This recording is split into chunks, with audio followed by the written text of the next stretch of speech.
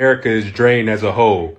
Like the whole country is running on fumes right now. Wake up tired, go to work tired, go home tired. And it's not because we lazy, it's because the system is actually exhausting us and draining us. Think about it, people are working longer hours just to afford the basic shit. Food, rent, gas, everything's expensive right now. Your money not stretching like it used to, your paycheck not stretching, and it's wearing everybody down. Then everybody get on social media for a dopamine hit to kind of release themselves from the real life and reality. Our brain never actually get a chance to rest. Let's be real, America don't really care about us resting. We glorify hustle culture and then we treat burnout like it's normal. No wonder everybody walking around all tired, aggravated, and don't want to be bothered with. But until the system changes and things get better here, we all just going to continue to be exhausted. Not really think it's going to go downhill from there. I just can't do this anymore. I'm so tired. I'm burnt out. I'm underwater. I'm so miserable that I cry like multiple times a week. I want to quit my job so bad. I'm so tired. Quit. I'm tired of crying. I'm tired of putting my mental and physical health on the back burner. I just don't know if I can do it anymore. I don't want to keep doing this. Working like 10, 12, 15-hour days. I'm tired of the constant stress, the constant putting out fires. I'm tired of everything has to be done right now. Quick, hurry up, prioritize. Thanks for being agile. I know I'm not alone. So many people I know are just suffering. Like, for what? What is the point? This is the face of someone who's tired of surviving.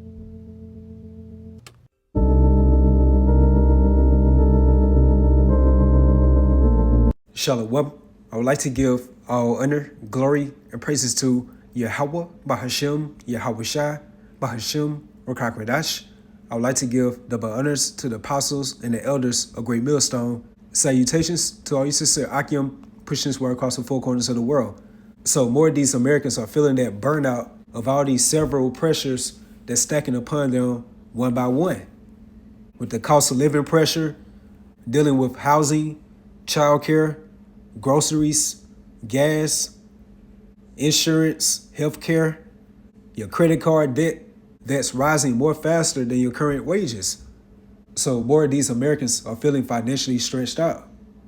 Then on top of that, you have all these crazy demands or expectations from your job. Some of these jobs have unpredictable schedules, which is causing a major imbalance within work and life. Then to add more fuel to the fire, these Americans are constantly being overloaded with mainstream propaganda concerning this war on Iran or this Strait of Hormuz ordeal, and where that's causing a global supply chain crisis, more economic fears.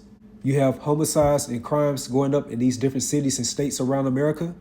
These Americans are worried about their jobs, dealing with the integration of AI, autonomy, robotics, things of that sort. So with that being said, all of these factors and more so pressures are likened unto a heavy weight upon the everyday American. And if you are measuring the signs diligently within itself, then you know through the spirit it's only going to get worse. And this is that burden of Egypt, referring to America. And that takes me to Isaiah chapter 19, verse 1. And as you can see from the heading, message to Egypt. And Egypt is a spiritual codified name for America. And that message is being proclaimed by the true and righteous prophets within these end times. Pursuant to Jeremiah 28, verse 8, the prophets that have been before me and before thee are old prophesied both against many countries and great kingdoms of war, evil, and of pestilence. And again, if you are on high alert and paying attention to the signs of our times, all of these divine plagues are transpiring right now around the world, especially within the main hub of wickedness, America, that sinful kingdom. And it says, the burden of Egypt. And a burden is a source of great worry, distress or stress, anxiety, just emotional pressure that's being weighed upon these everyday Americans.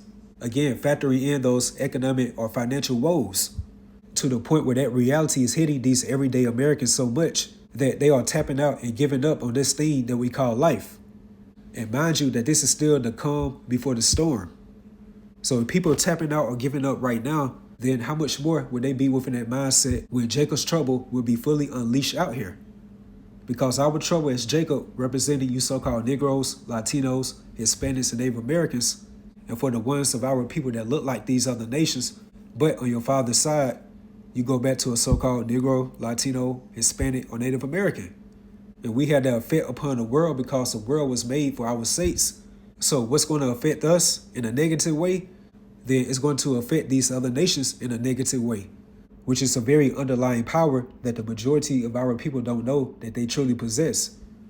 But we do through the Spirit as the hopeful elect. So again, the burden of Egypt, and that burden can be likened unto straits, which goes into like a position of difficulty. Hence these Americans going through this financial and emotional drain, just mentally exhausted. And it says, behold, the Lord, YAHAWAH BAHASHAM YAHAWASHI, riding upon a swift cloud, which goes into a so-called UFO, which are the chariots of Israel. It should come into Egypt, referring to America, and the idols of Egypt should be moved in his presence, and the heart of Egypt should melt in the midst of it. So therefore, YAHAWAH BAHASHAM YAHAWASHI is hitting these Americans from all types of angles, financially, economically, mentally, and also physically, to the point where these people are already tapping out. And that's because we know through the Spirit, they do not have no type of spiritual solid foundation. So they can't stand on anything but carnality. Which is why a lot of people are going to be taking themselves out within the dreadful times to come. Which is more evidence that the wicked is currently within rulership, which are the biblical Edomites, who are the so-called Caucasian race within today's time. And that takes me to Proverbs 29 verse 2 within the NLT. When the godly are in authority, the people rejoice. And the godly represents the Israelites, and more so the elect of the nation of Israel, who are considered as the Israel of the Most High Yahawah, through his only begotten Son, Yahawashi.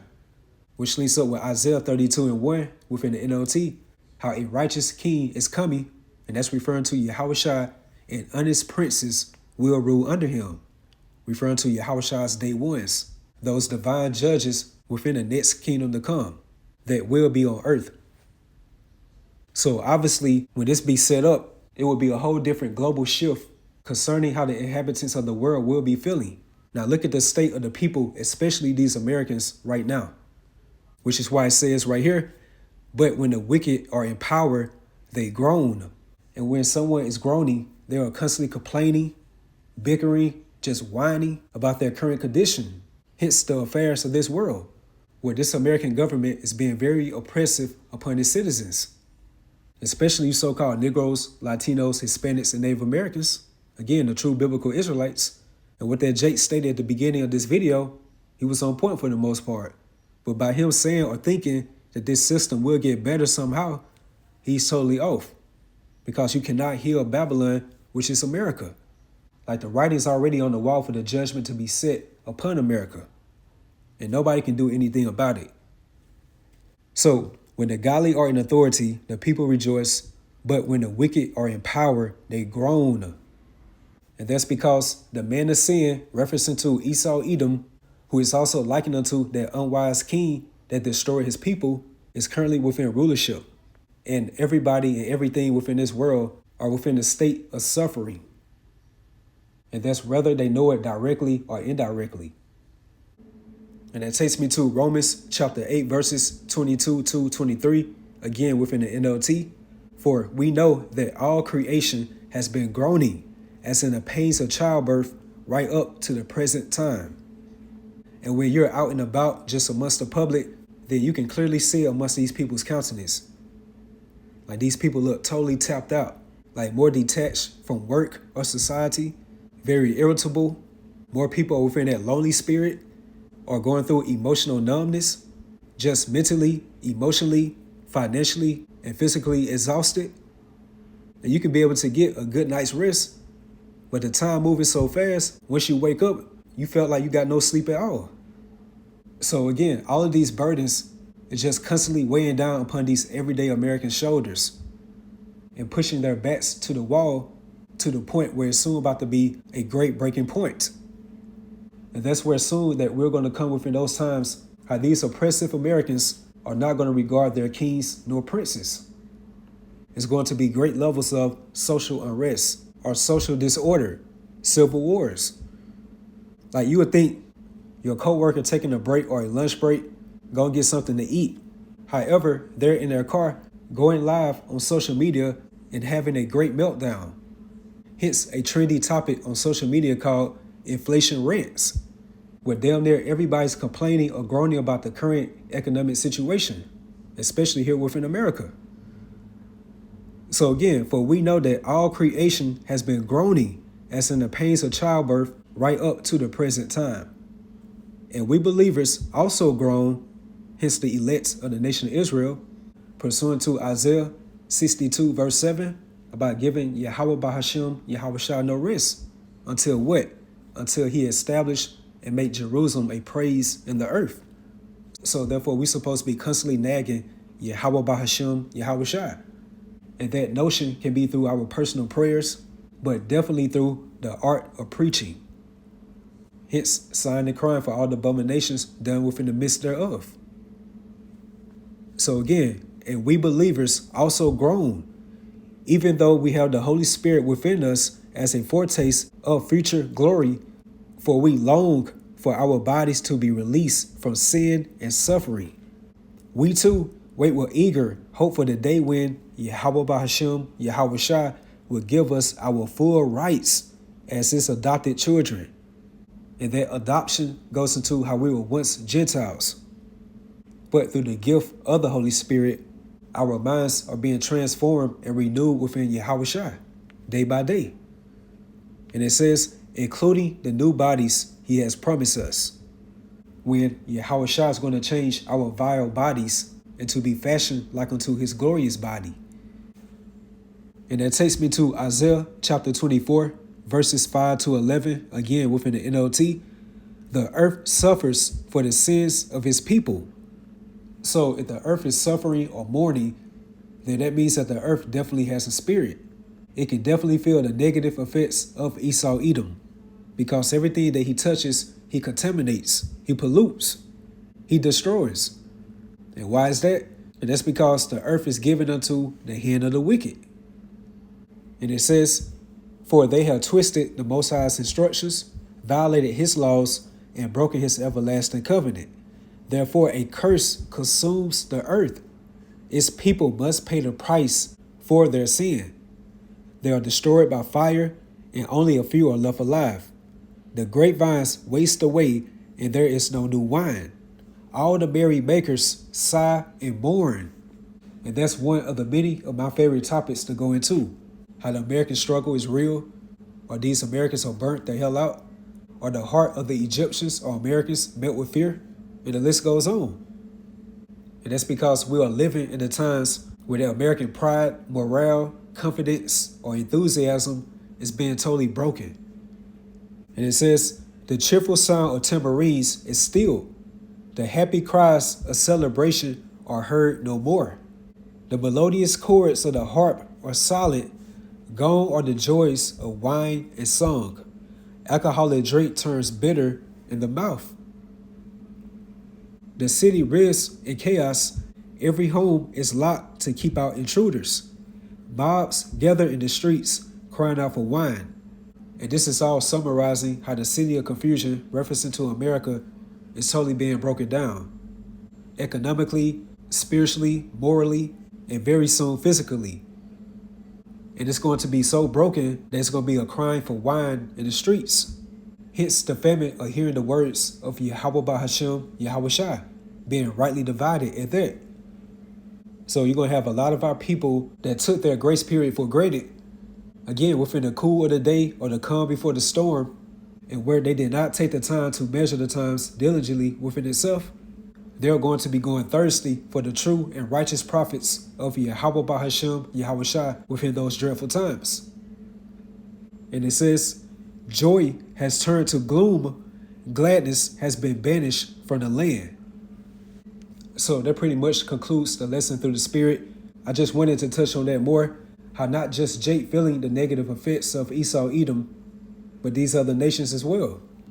And I brought out recently, like within 1926, that's when Henry Ford implemented the 40-hour 5-day work week, especially for his Ford company factory employees. And they diabolically thought it out where 40 hours keeps you alive, but too tired to escape this oppressive system. So they came out with this grievous formula, how you spend Saturday recovering from a long work week. Then you spend Sunday dreading about Monday and the rest of the work week. And again, you can see those negative effects upon these everyday Americans, where these people again are mentally, emotionally, physically, and just financially burnt out. And the crazy, and more so the good part about it, it's not going to get any better. So with that, hopefully you all stay edified, you all stay strong, keep pushing forward. Shalom.